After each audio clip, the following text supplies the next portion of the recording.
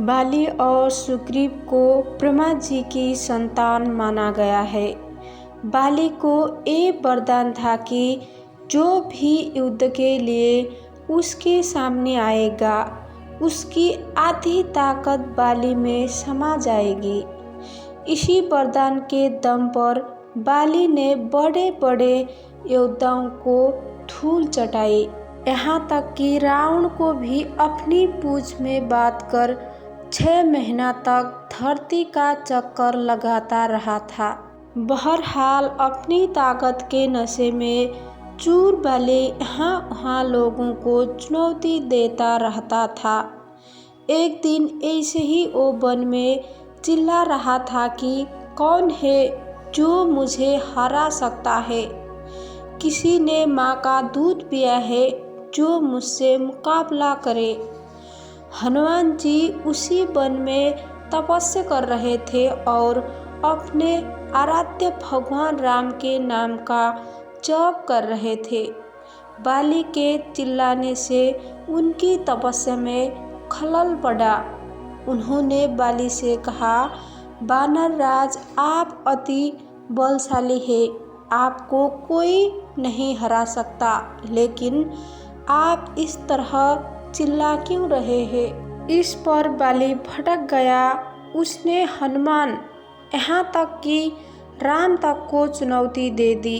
बाली ने कहा, हनुमान तुमको क्या, तुम्हारे राम भी मुझे नहीं हरा सकते।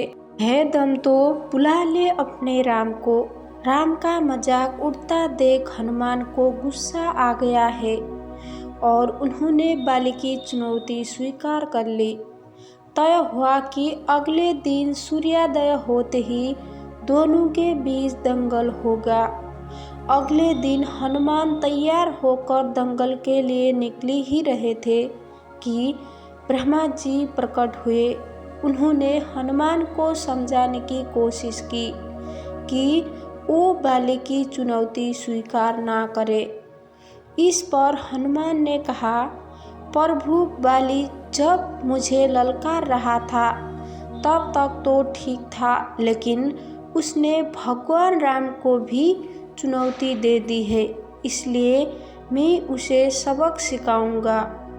ब्रह्मा जी ने फिर समझाने की कोशिश की तो हनुमान जी बोले, अगर अब मैं पीछे हट गया तो दुनिया क्या कहेगी।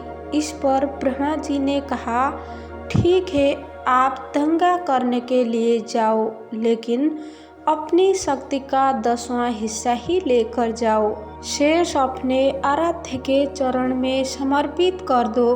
दंगल से लौटकर ये शक्ति फिर हासिल कर लेना। हनुमान जी मान गए और अपनी कुल शक्ति का 10वां हिस्सा लेकर चल पड़े बाली का सामना करने। दंगल के दौरान में कदम रखते ही वरदान के मुताबिक हनुमान जी की शक्ति का आधा हिस्सा बाली के शरीर में चला गया।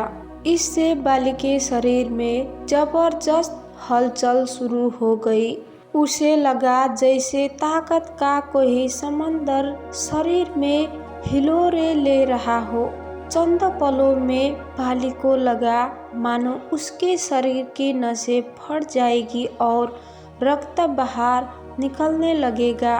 तभी ब्रह्मा जी प्रकट हुए और उन्होंने बाली से कहा कि तुम खुद को दुनिया में सबसे ताकतवर समझते हो, लेकिन तुम्हारा शरीर हनुमान की शक्ति का छोटा सा हिस्सा नहीं संभाल पा रहा है। खुद को जिंदा रखना चाहते हो तो हनुमान से कोसों दूर भाग जाओ। बाली ने ऐसा ही किया और बाद में उसे आभास हुआ कि हनुमान जी उससे कई अधिक ताकतवर है।